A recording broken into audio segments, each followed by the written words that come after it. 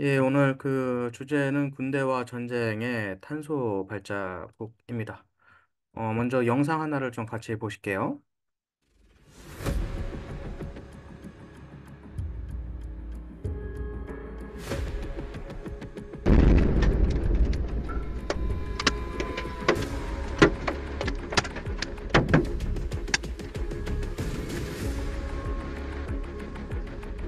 Strong Russian response. We saw yesterday that a residential area of the city of Zaporizhia, a major city in the south of the country, very close to the front lines, was hit. More than a dozen. So.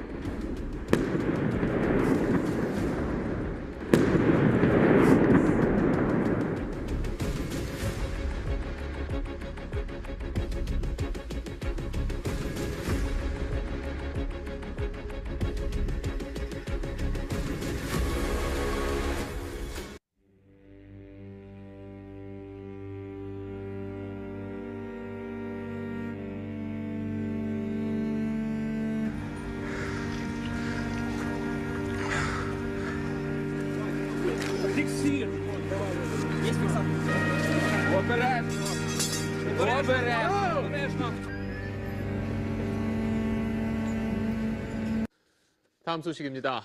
이스라엘이 하마스를 향해 연일 대규모 공습을 이어가고 있습니다. 가자 지구에서 하루에만 700명가량이 숨졌습니다.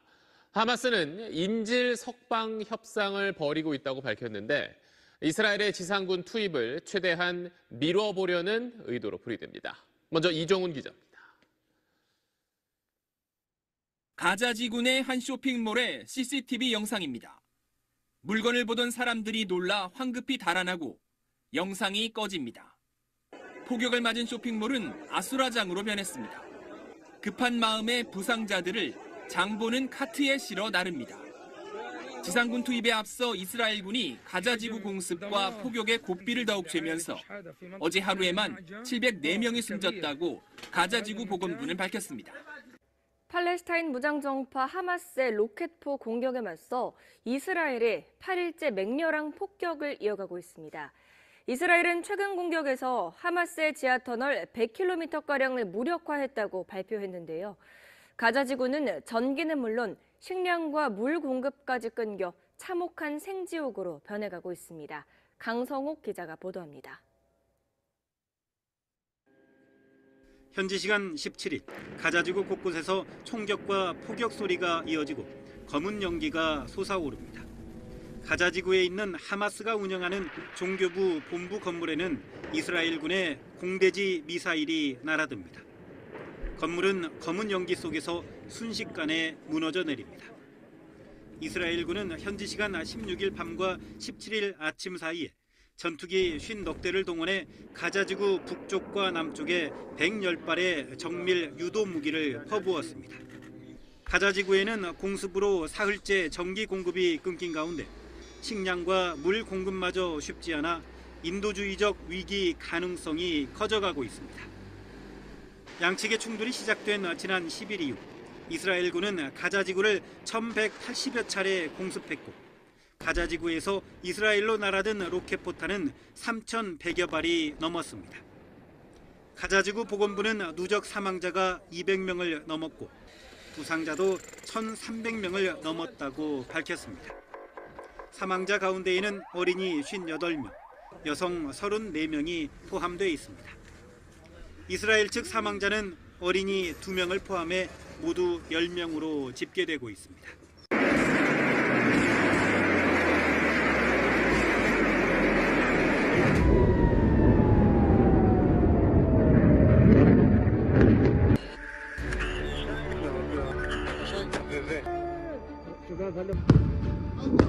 يا ابوي على المكلتين على المكلتين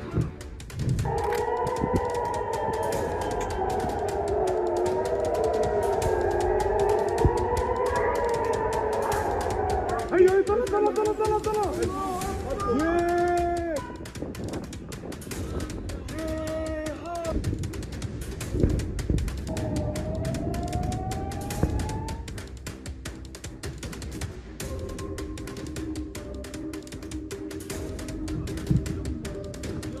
بطبدان فين مع شرطة فين. 탱크는 지상전의 최강자로 불리며 전쟁에서 승리하는 데 가장 중요한 전력으로 꼽혀왔습니다. 그러나 우크라이나 전쟁에서는 드론 공격에 속수무책으로 당하면서 탱크 시대의 종말을 맞았다는 분석까지 나오고 있습니다. 권영희 기자입니다. 러시아 탱크가 도로를 달립니다. 우크라이나 드론의 공격을 받아 화염에 휩싸입니다. 빠르게 후진하더니 전신주를 들이받고 멈춰섭니다. 승무원들이 탱크에서 빠져나와 도망칩니다. 지상전의 최강자로 불리던 탱크의 위상은 더 이상 찾아볼 수 없습니다. 우크라이나 전쟁은 드론의 시대를 열었습니다. Ми бачимо, що там їде танк, то ми заряджаємо сюди кумулятив і літаємо до нього з кумулятивом. Якщо бачимо, що там іде група піхоти, заряджаємо осколково-фугасний заряд і вже летимо з фугасом туди.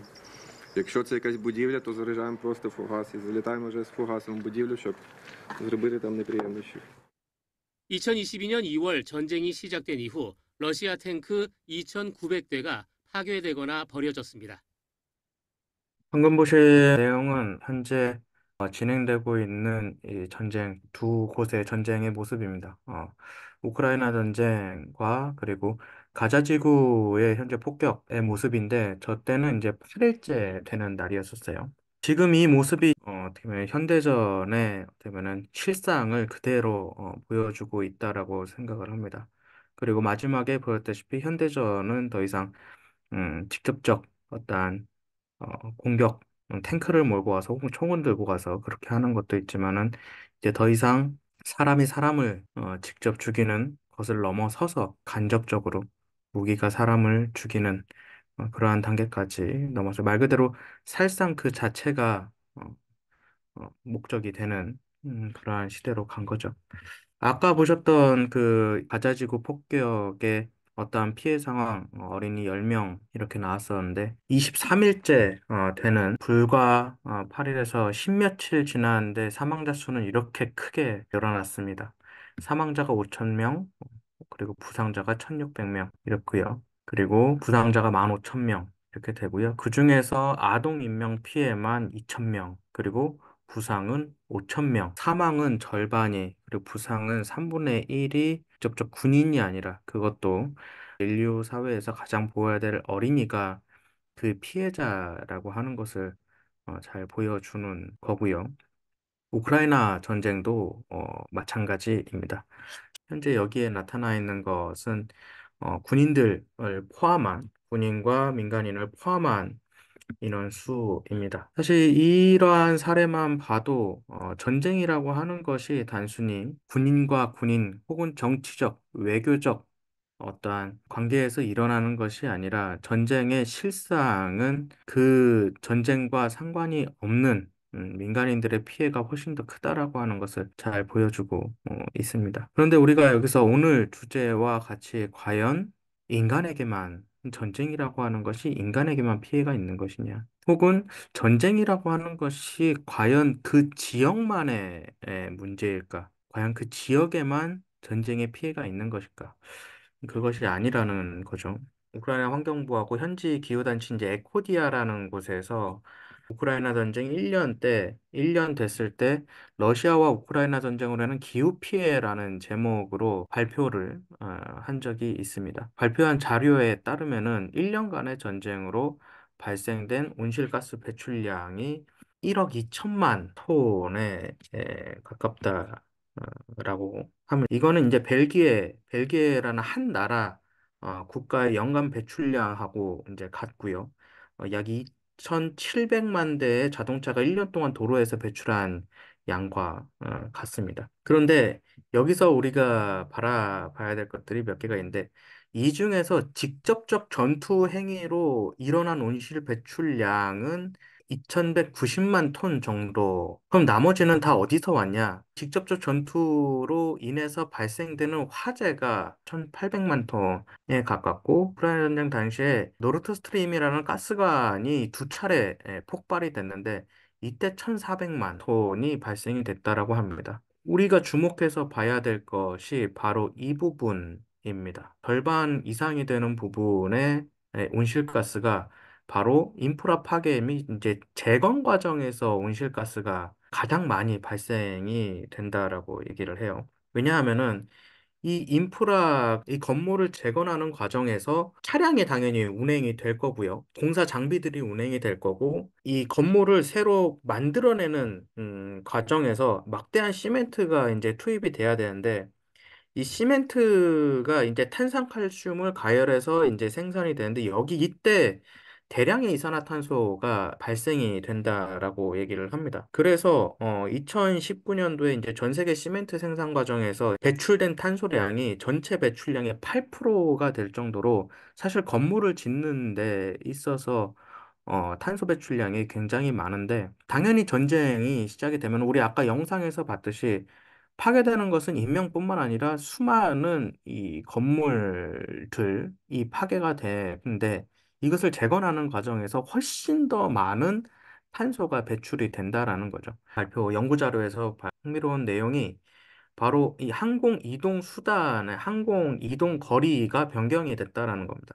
우크라이나 전쟁이 이제 원래는 이 러시아 이쪽으로 해서 도쿄에서 이 아시아에서 이 런던으로 날아가는데, 이 우크라이나 전쟁이 발생이 되면서 이 항로가 변경이 됐다라고 얘기를 해요. 그래서 11시간 갈 수 있었던 것이 이제 15시간을 돌아서 항로가 변경이 돼서 가게 되니까 훨씬 더 많은 탄소 배출이 된다라고 얘기를 합니다. 1년 동안에 1억 2천만 정도의 탄소가 배출이 되는데, 이 지금 우크라이나 전쟁이 현재 올해까지 해서 이제 2년이 넘었잖아요. 2022년도 2월에 발생이 됐으니까 올해 들어와서 이제 2년이 됐고 아직 종전이 되지 않았기 때문에 3년으로 넘어가면은 온실가스 배출량은 2억만 톤 이상이 될 거다. 이것은 북유럽 국가의 한 나라의 탄소 배출량을 훨씬 더 넘어서는 양이죠. 이스라엘 하마스 전쟁도 마찬가지고, 이스라엘 하마스 전쟁은 단기간에 우크라이나 전쟁보다도 훨씬 더 많은 탄소가 발생이 됐다라고 얘기를 합니다. 총 35일간, 단 35일간에 6,300만 톤의 탄소가 발생이 됐는데요. 우크라이나 전쟁 1년 동안에 발생된 탄소량의 절반 수준이죠. 보시면 아시겠다시피 직접적 군사 무기 사용의 탄소 배출량은 약 400만 톤 정도인데, 건물 파손 및 도시 재건에 들어가는 탄소 배출량은 이건 비교할 수 없을 정도로 훨씬 더 많이 나오게 됩니다. 또 이 35일간에 나온 탄소 배출량이 노르웨이 1년간 혹은 스웨덴 1년간, 핀란드 1년간의 탄소 배출량의 약 1.2배, 1.5배 이상이 된다라는 거죠. 그리고 이 전쟁 전 이스라엘과 팔레스타인 탄소 배출량을 합한 것보다도 이 35일간의 탄소 배출량이 훨씬 더 많이 배출이 됐다. 그리고 이 전쟁이 과연 1년간 이어진다면 6억 2,900만 톤의 탄소가 배출될 것이다, 라고 예측을 하고 있습니다. 제가 이 연구 자료를 살짝 봤을 때는 이 작은 지역에 거의 초토화될 정도로 많은 포탄이 쏟아지고, 그로 인해서 훨씬 더 많은 건물과 주택이 파손이 되고, 그리고 재래식 무기가 훨씬 더 많이 사용되다 보니까 이렇게 발생되는 것이 아닌가 생각이 듭니다. 그럼 과연 우크라이나 전쟁, 이 현대전, 최근에 일어났던 전쟁에서만 이렇게 탄소 배출이 이렇게 많이 됐을까? 사실은 그 이전에 어떠한 전쟁에서 탄소 배출을 이렇게 계산해 본 적은 사실 별로 없었습니다. 탄소 배출을 본격적으로 계산하는 것이 얼마 되지 않았고요. 미국이 아프가니스탄 이제 침공할 때 테러 전쟁을 하면서 2001년부터 2017년 사이에 미군의 온실가스 배출량을 보면은 16년 사이에 12억 톤이 발생된 걸로 지금까지 조사된 걸로 알려져 있는데요. 근데 중요한 것은 지금 우크라이나의 배출, 우크라이나에서 계산했던 것, 가자지구에서 계산했던 것, 아프간 전쟁에 이 계산했던 이 모든 계산 수치들이 최소 수치라는 겁니다. 최소 수치. 하마스 전쟁에서 봤듯이 건물 파손이 25만 채 완파로 알려져 있고 25만 채가 부분 파손인데, 이것도 최소 수치로 잡은 건물 파손이고, 도시 재건에는 또 얼마만큼의 인력과 자원이 쏟아질지는 알 수 없는 거, 쏟아져야 할지는 알 수 없는 거예요. 그럼 그만큼 탄소 배출량은 훨씬 더 많아질 것이고요. 그리고 또 과거에 이렇게 직접적인 도시 파괴에서만 과연 온실가스가 발생이 되느냐? 그렇지 않다라는 거죠. 베트남전 당시에 미군이 이 고엽제 살표했었는데요. 이 밀림이 굉장히 방해여서 이 밀림 그 자체를 아예 없애버리려고 했던 거죠. 그로 인해서 이 안에서 탄소를 어떻게 보면은 정화시켜줘야 할 지구의 폐를 역할을 할 숲 자체가 완전히 초토화된 어, 것이 된 거죠. 이렇게 전쟁의 어떠한 그 과정에서 직접적 어떠한 폭력 수단을 포함해서 도시 파괴 그리고 자연환경 파괴에 이르기까지 사실 전쟁은 그 어떠한 인간의 생활 행위보다도 많은 지구 기후 위기의 어떤 주범으로 알려져 있는데 전쟁으로 인한 피해가 너무나 광범위한 분야에서 이루어지기 때문에 사실 이 탄소 배출량 자체를 계산하는 것이 사실 거의 쉽지 않습니다. 그럼에도 불구하고 현재 이 탄소 배출량을 계산해 본 것이 총 3단계인데요. 스코프 1, 2, 3으로 나눠집니다. 첫 번째 스코프는 직접적 파괴 행위가 일어났을 때입니다. 직접적 파괴 행위, 미사일을 쏜다든지, 뭐 레이더 방출이라든지 탄약 사용 이런 것들이 이제 스코프 1 직접적 온실 배출을 할 때고 군사기지 건물에 사용되는 에너지, 전기, 증기, 난방, 냉각을 포함해서 이런 구입된 에너지, 간접적 온실가스 배출이 스코프 2, 그리고 세 번째가 주요 군사 장비를 만들어내고 운송하고 이런 것들이 간접적으로 나온 것들이 이제 스코프 3. 이렇게 3단계에 걸쳐서 전쟁에서 국방비와 전쟁에서 발생되는 그 온실가스를 계산하는 기준이 되는데요. 이 3단계 스코프 1, 2, 3의 기준에서 2022년 11월에 이제 CEOBS와 영국 기반의 과학단체인 지구적 책임을 위한 과학자에서 전 세계 군대 온실가스 배출량을 추정한 보고서를 이제 공개한 적이 있었는데 2022년도 전 세계 군대 온실가스량 배출량이 27억 5천만 톤에 다다른다라고 합니다. 이거는 전 세계 배출량의 5.5%라고 하고요. 이 군대를 하나의 국가로서 그냥 단위로 하나의 국가로서 본다면은 세계 4위의 탄소 배출량을 차지하고 있는 겁니다. 하나의 국가로서 본다라고 얘기를 하면요. 이것이 이제 스코프 3, 아까 전에 간접 탄소 배출, 온실가스 배출량까지 합한 겁니다. 세계적인 군대 중에서도 당연 최고로 온실가스를 배출하는 국가는 당연 미군이겠죠. 이 천조국이라고 얘기를 하는데 이 천조국에 나온 배경은 이 천조에 달하는 국방비를 쓰는 데서 천조국이라는 얘기가 나옵니다.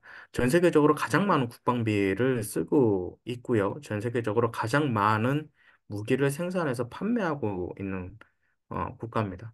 흥미로운 이제 발표가 하나 있었는데 이 펜타곤 국방부죠. 이 국방부가 발생하는 이 온실가스량이 2017년도에 5,900만 톤을 발생시켰다라고 얘기를 해요. 이것도 하나의 국가로 간주를 할 거면 그냥 미국 국방부 하나가 세계 47위의 온실가스 배출 기관이라고 하는 겁니다. 그리고 이것은 이제 스웨덴이나 덴마크 1년치의 온실가스 배출량을 능가하는 수준이고요. 2020년도에 온실가스 배출량이 좀 줄었어요. 5,200만 톤으로 줄었는데 이거는 이라크하고 아프간에서 군사활동을 축소했기 때문에 말 그대로 전쟁의 군사활동을 축소하기만 해도 무려 500만 톤의 어, 온실가스 배출량이 준다라고 하는 것을 단적으로 보여주는 예죠. 전쟁 비용 프로젝트 연구팀에서는 펜타곤은 세계에서 가장 많은 석유를 소비하고 온실가스를 배출하는 기관이라고 이렇게 비판한 바도 있습니다. 그럼 도대체 미군이나 군대가 왜 이렇게 온실가스를 많이 배출을 하느냐? 그럼 말 그대로 군사 무기 자체가 에너지 효율이 극악할 정도로 좋지 습니다 미군에서 현대전에서 가장 많이 쓰고 있는 거, 우리 여기 사드 기지로 들어가는 차량들을 보면 차량 중에 가장 많이 들어가는 것 중에 바로 하나가 이 험비예요. 험비는 기름을 땅에 뿌리고 다닌다라고 표현할 정도로 얘기를 하는데 1길런당 이제 6마일 밖에 가지 못한다고 그래요. 일반 승용차가 1길런당 30마일 간다고 하는데 이게 5분의 1밖에 되지 않고요. F-35 지금 최신의 전투기죠. 이거는 1관련당 0.6대 50분의 1밖에 되지 않습니다. 그리고 이게 이제 B2 전투기인데요.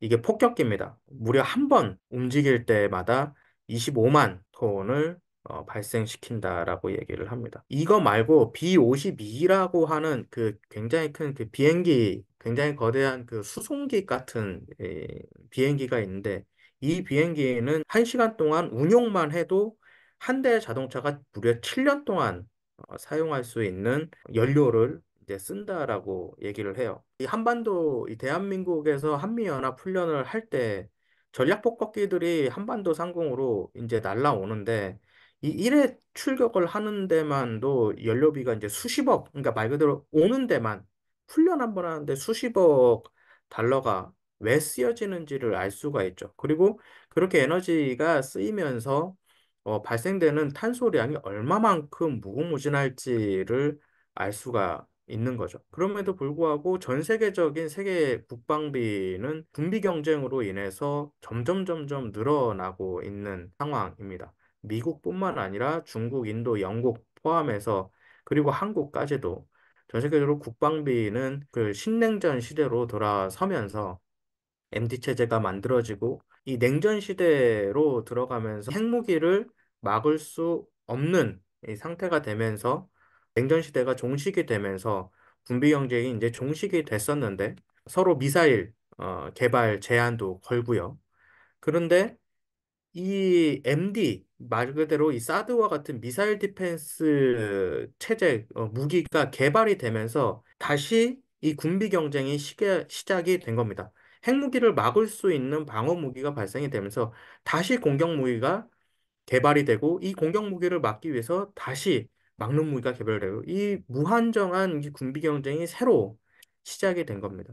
그리고 우크라이나 전쟁을 시작으로 다시 신냉전 시대로 들어가면서 새롭게 더욱더 이 군비 경쟁이 가속화되고 있습니다. 이러한 가운데 과연 군대는 정말 화석 에너지를 쓰는 데만 골몰하고 있느냐? 그렇지는 않은 것 같습니다. 이 미국에서 이제 발표한 건데 2035년까지 비전투 차량을 100% 전기차로 바꾼다라고 얘기를 하고 그리고 2050년까지는 전투 차량까지 전기 차량으로 바꾼다라고 이야기를 현재 계획을 잡고 있다라고 얘기를 해요. 작년인가 재작년인가 이 사드 기지 전역에 사드 장비가 한번 들어간 적이 있었어요. 그때 저는 보지 못했고 분여회장님이 봤었는데 그때 이 큰 트럭이 지나가는데 굉음이 나면서 그리고 전기차처럼 윙 하는 소리가 이렇게 들렸다라고 얘기를 해요. 벌써 이거를 이제 바꾸고 있는 거죠. 근데 사실 이거는 이제 그린워싱 같은 겁니다. 과연 이 말 그대로 직접적 공격 무기를 전기차로 바뀐다고 해서 군대의 탄소 배출량이 줄어드는 것이냐? 아니라고 하는 것을 앞에서 봤죠. 직접적 어떠한 공격에 의해서 발생되는 탄소 배출량도 정말 많지만은 사실 그로 인해서 발생되는 파괴, 도시 파괴, 그리고 자연 환경 파괴, 그리고 재건 과정에서 훨씬 더 많은 탄소가 발생이 되기 때문에 사실 이 군사 무기는 어떻게 친환경이라고 하는 모습을 뒤집어 씌운다라고 얘기를 해도 사실 이 기후위기에 가장 큰 악당이라고 하는 그 굴레를 벗어날 수는 없는 겁니다. 국방이라고 하는 군대는 도대체 왜 이렇게 탄소 감축에서 이렇게 벗어나 있느냐, 탄소 감축의 의무에서 벗어나 있느냐, 그 이유가 있습니다. 이전 세계적으로 이제 군사부문의 온실가스 배출이 공식적으로 추산이 되고 있지는 않은데, 1990 12월 일본 교토에서 기후변화 협약을 위한 제3차 당사국 총회가 열린 적이 있습니다. 지구온난화 규제 및 방지를 위한 협약 체결이 이때 당시에 이제 협약의 목표였는데요. 미국의 딕 체니를 비롯해서 미국의 전직 국방부 장관과 여러 정치인들이 이 빌리 클린턴에게 서한을 보냈다라고 얘기를 합니다. 이때 교토 의정서가 전 세계적으로 이루어지고 있는 미국의 군사 작전을 방해할 것이라는 내용이 이제 그 주요 내용이었는데, 이 미국이 이 의정서 가입을 아예 거부를 하거나 이 군사 분야에서는 예외를 두어야 한다라고 이 요구를 했던 겁니다. 근데 여기서 주목할 점은 이 클린턴에게 서한을 보낸 사람들의 상당수가 군수산업체나 석유회사의 임원이었다라는 겁니다. 그리고 미국 국방부하고 국무부도 이러한 입장에 동조를 했고, 결국에는 이 교토 1997년 교토 회의에서 군사훈련, 작전, 연료 사용 등의 차질을 빚기 때문에 1997년에 교토 의정서에서는 군사부문 배출량을 제외를 시켰습니다. 그래서 이 미국 환경단체들이 이 기후위기 대처에 커다란 구멍을 냈다라고 굉장히 많이 비판을 했음에도 불구하고 클린턴 행정부에서는 중대한 승리라고 자평을 했었습니다. 그리고 존 케리 당시 상원 의원이 미국 혁신팀에게 엄청난 일을 해냈다고 격찬을 했었는데, 이 케리 의원이 현재 바이든 행정부의 기후변화 특사를 맡고 있습니다. 그 현재 미국의 기후변화, 특히 군사 분야에 있어서 기후변화 대응이 어떻게 되고 있을지는 눈에 뻔하게 보이는 거죠. 그리고 2015년 이제 파리 기후변화 협상에 다가오면서 환경단체와 평화단체들이 이 기후위기 대책 군사 분야도 포함되어 있다라고 굉장히 많은 요구를 했고 운동도 이루어졌습니다. 그래서 이제 밀려서 군사 배출량을 보고를 할 수 있도록 조금 했는데, 그것마저도 의무사항이라 자발적 선택사항으로 파리 기후변화장은 결국 마무리되게 됩니다.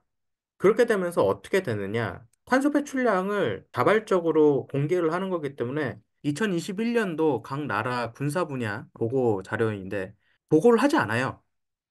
이 인디아, 사우디, 일본, 이스라엘, 브라질, 터키, 이란, 폴란드 전부 다 보고를 하지 않습니다. 탄소 배출을 줄여야 될 의무도 사라지는 거죠. 그리고 실제로 보고를 한다고 해도 탄소 배출량이 굉장히 극히 적잖아요.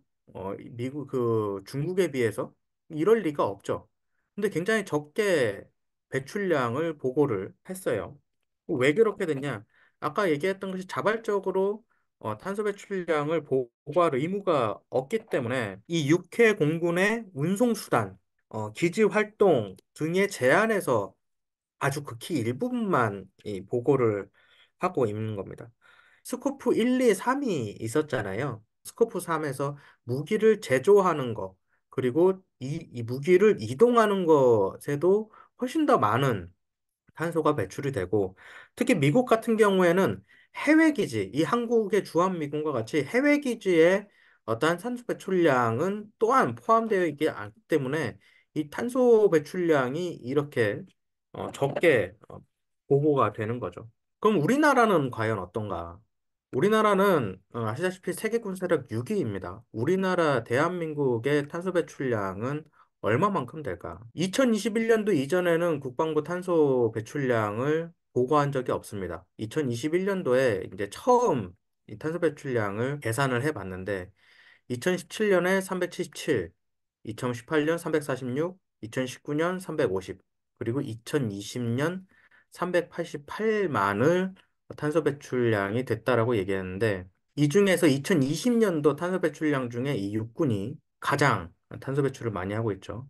그런데 이 388만이라고 하는 이 탄소 배출량은 전국의 공기관 탄소 배출량의 을 넘어서는 한계 기관이 전국의 783개의 기관의 배출량을 넘어서는 수치입니다. 여기에 더불어서 우리나라는 대한민국 국방부만이 이 기후위기에 기후 악당이 되는 것이 아니라 전 세계에 영향을 끼치고 있습니다. 무기 수출을 통해서죠. 재작년, 작년까지 무기 수출이 급증했다라고 언론에서 자화자찬을 많이 했는데, 우리나라 무기 수출은 세계 9위입니다. 여기 보시다시피 미국이 압도적으로 많죠. 세계 9위이기 때문에 이 또한 전 세계적인 탄소 배출, 군사 분야의 탄소 배출에 큰 책임을 안고 있는 거죠. 그럼에도 불구하고 우리나라 국방 예산은 끊임없이 늘어가고 있습니다. 그러니까 예산 증가율입니다. 정부 예산 증가율인데 빨간색이 국방 예산 증가율이에요. 윤석열 정부에 와서 다른 국방 예산만 4.5% 늘은 거를 알 수 있죠. 세금 세수 부족하다라고 얘기를 하지만은 이 국방 예산만큼은 압도적으로 증가하고 있는 거를 볼 수 있습니다. 근데 아이러니하게도 국방 예산이 가장 많이 증가했던 때가 한반도 평화의 봄을 부르짖었던 이 문재인 정부에서 국방 예산이 가장 많이 늘어났다는 것을 알 수가 있습니다. 그만큼 문재인 정부의 어떠한 평화 정책이 얼마나 모순적이었는지를 알 수가 있죠. 그러면 이렇게 국방 예산이 늘어나면 늘어날수록 탄소 배출량은 훨씬 더 늘어나겠죠. 이 국방이라고 하는 이 안보라고 이야기하는 분야에 있어서 직접적 활동에 있어서 기후위기에 큰 책임을 가지고 있지만은 이러한 활동 자체가 훨씬 악순환을 일으키고 있는 것이 문제입니다. 기후변화 때문에 전쟁 분쟁이 늘어났어요. 미 국방부에서 2014년도에 발표한 내용이고요. 21세기 지구촌 최대의 배경 수단 다르푸르 분쟁은 지구온난화 기후변화에 초래했다. 이 수단 다르푸르 분쟁은 기후위기로 인해 발생된 첫 번째 전쟁이라고 얘기를 합니다.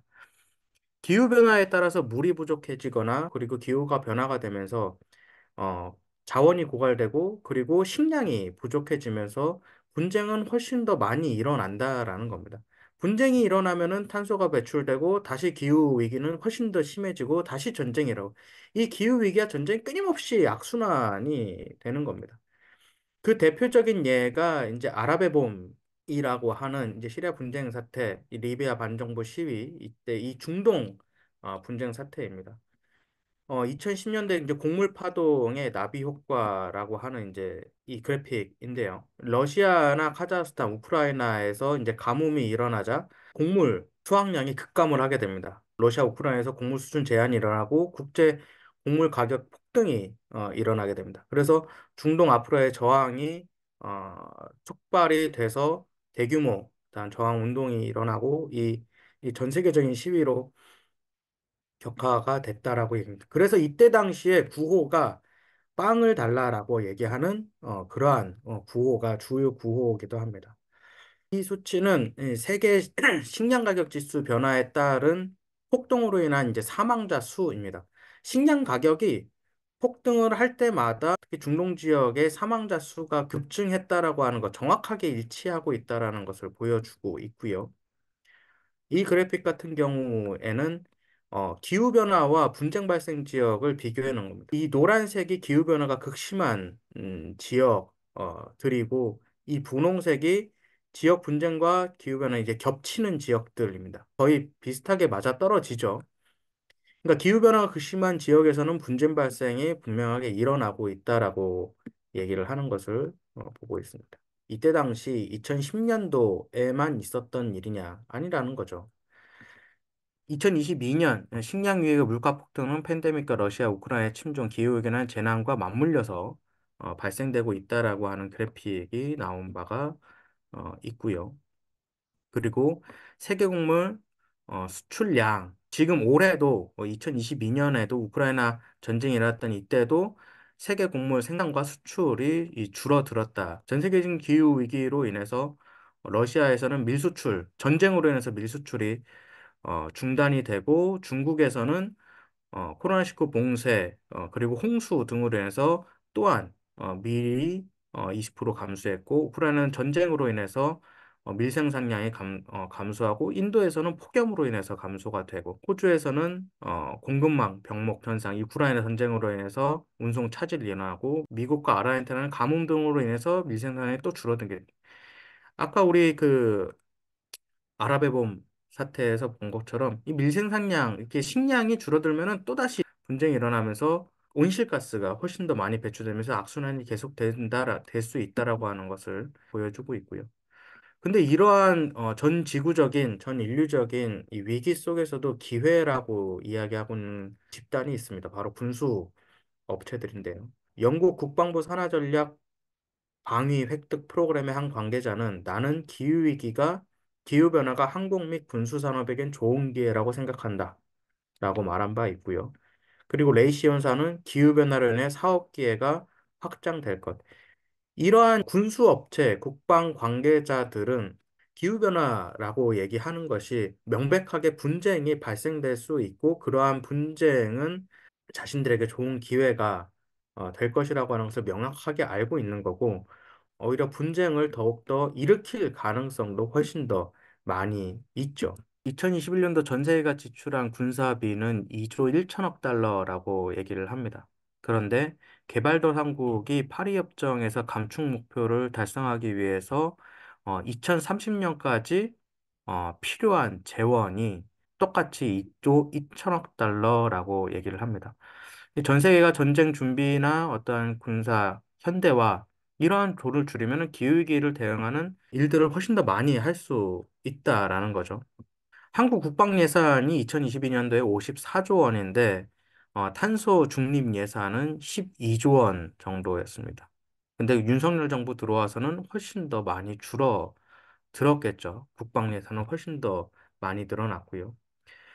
그럼 과연 무엇이 진짜 안 보일까라고 하는 것을 우리가 자문자답게 봐야 됩니다. 이러한 현실에 이제 개탄하면서 이제 노벨상을 수상한 이제 50여 명의 사람들이 2021년 12월에 인류를 위한 단순하면서도 이제 구체적인 이제 제안을 내놓은 적이 있는데 그게 뭐냐면은 세계 각국이 5년 동안 매년 2%씩 군사비를 줄이고 이 가운데 절반을 전염병, 기후변화, 빈곤 해결에 사용하자라는 이제 어떻게 제안을 했습니다.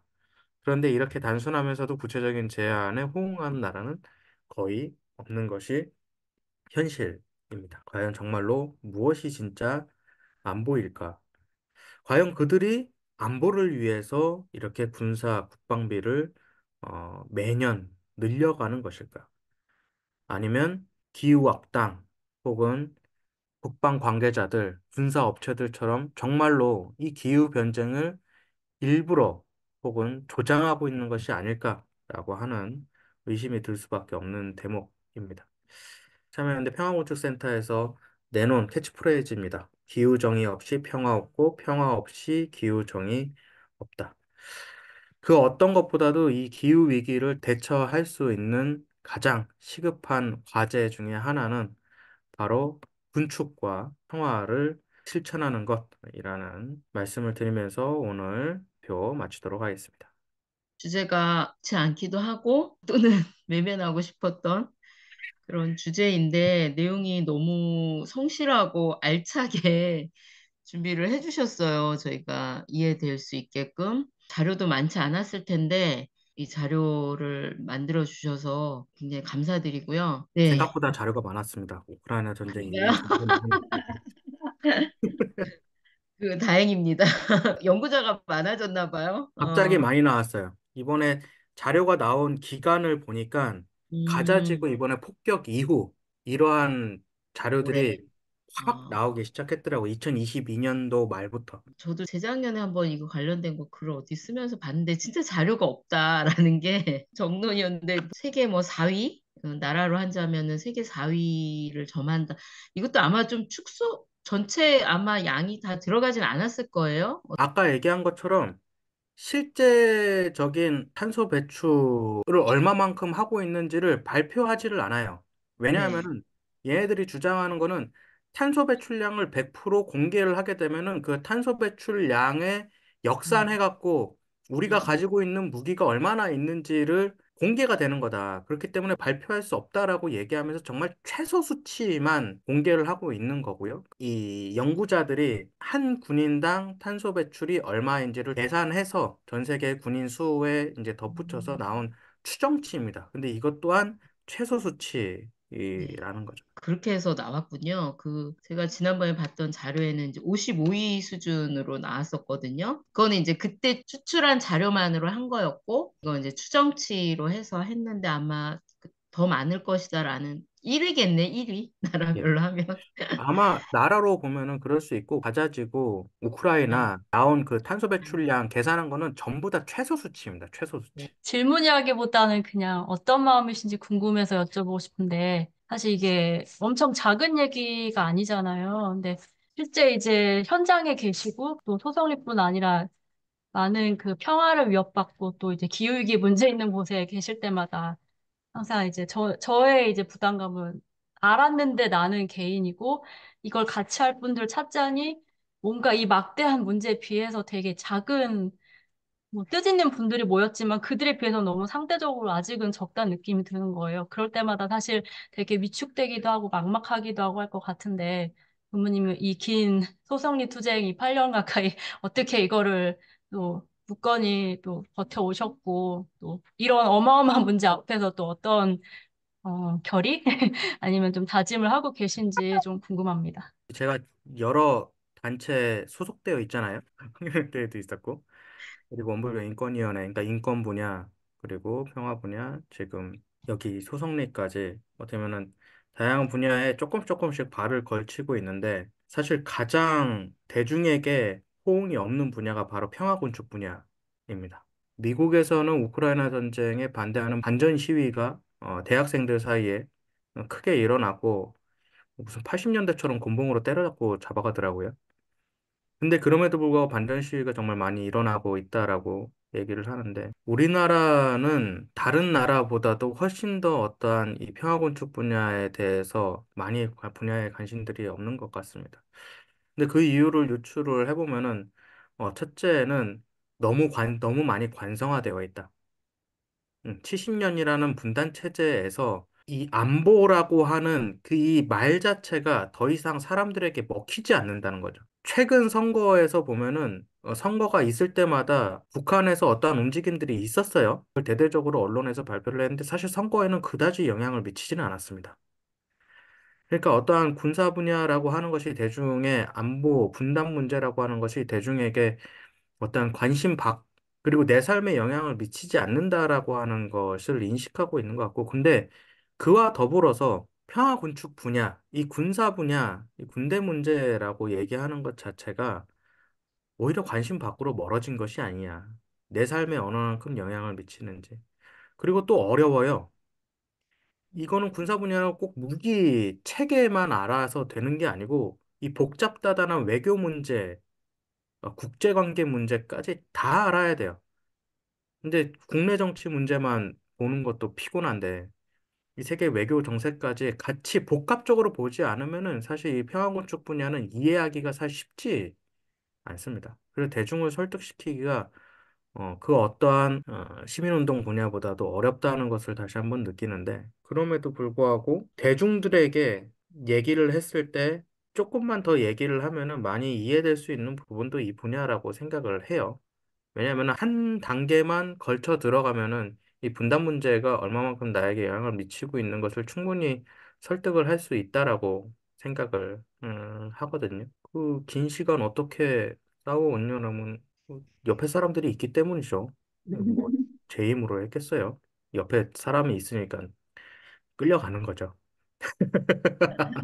옆에 사람들을 보면서 하는 거죠. 옆에 사람들 아무것도 없었으면 어떻게 이렇게 할 수 있겠습니까? 이 주민들을 비롯해서 우리 뭐 출제가 교도님, 특히 박형선 교무님 옆에 계시니까 계속 할 수 있는 거고요. 그 이번에 결의문에서도 썼는데 할 수밖에 없는 겁니다. 방법은 여러 가지가 있을 수 있겠죠.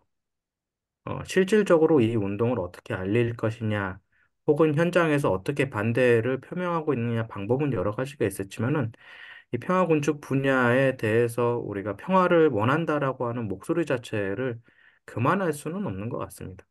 그래서 할 수밖에 없다. 할 수밖에 없다. 예. 근데 대중에게 알리기 위해서는 사실 에너지가 너무 쓰인다.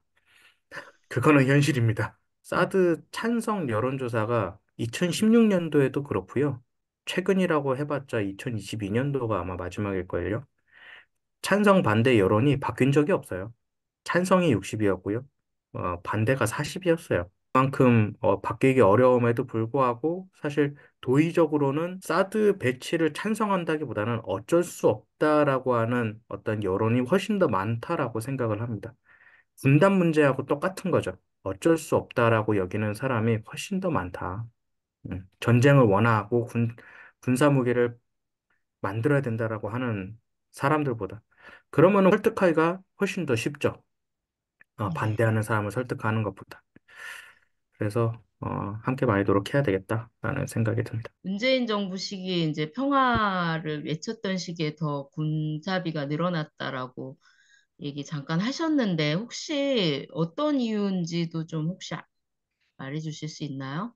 제가 그러니까 왜, 알기로는 그때 음, 당시에 북과 그리고 중도층한테 음, 어떠한 그 북한을 만나도 된다. 그리고 미국을 끌어들이기 위해서 굉장히 많은 국방비를 들여서 미국 무기를 사왔어요. 무기 수입을 해왔습니다. 굉장히 많이 수입을 많이 해왔습니다. 역대급으로. 미국에, 다른 나라 아니고 미국에게. 음, 그러니까 돈 주고 평화를 살려고 했던 음, 거였어요. 근데 그럼에도 불구하고 어떻게 됐느냐?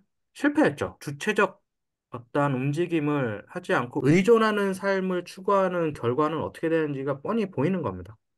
맞아요. 대종사님께서 얘기하신 것처럼 결국 자주력을 왜 세워야 되는지, 왜 연대하고 함께 해야 되는지, 함께하는 삶을 살아야 되는지를 딱 정말 그 단적인 예로 알 수 있는 겁니다.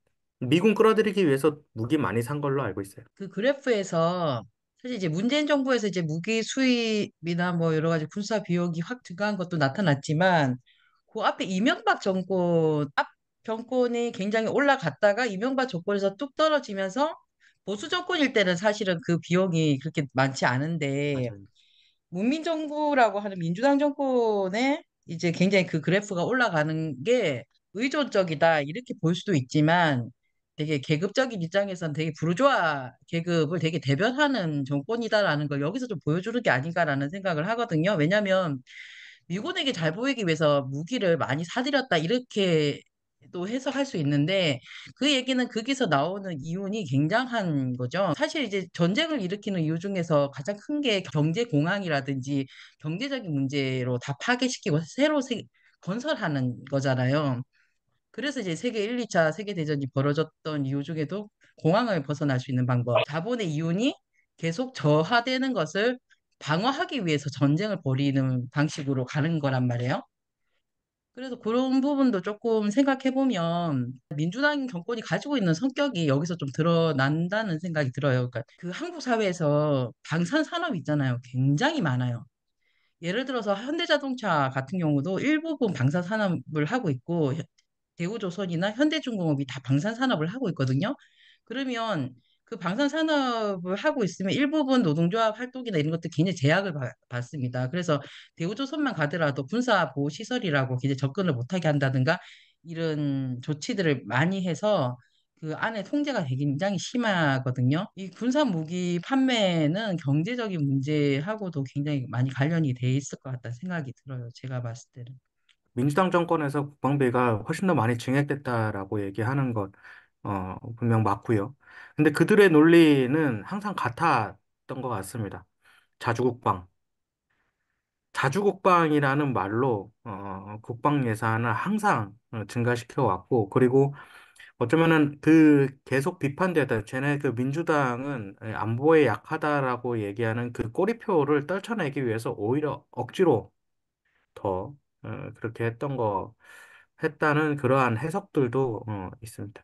그 말씀하신 이런 것들이 다 또 중첩되어 있는 거인 것 같기도 하고요. 어쨌든 분단 국가가 갖는 이런 국방비의 증액에 대한 근거들이 기본적으로 이제 분단 국가이기 때문에 더 가능하고 이제 이게 또 경제적인 문제, 뭐 방산 수출이라든 게 워낙 이제 규모가 크니까 또 그로 인한 어떤 경제적 이득이라는 걸로 굉장히 선정이 되잖아요. 그래서 참 접근하기도 어렵고 우리가 싸워내기도 어려운 부분인데 저는 어쨌든 좀 들으면서 아, 우리 강현욱 교수님이 이걸로 특화해야겠다.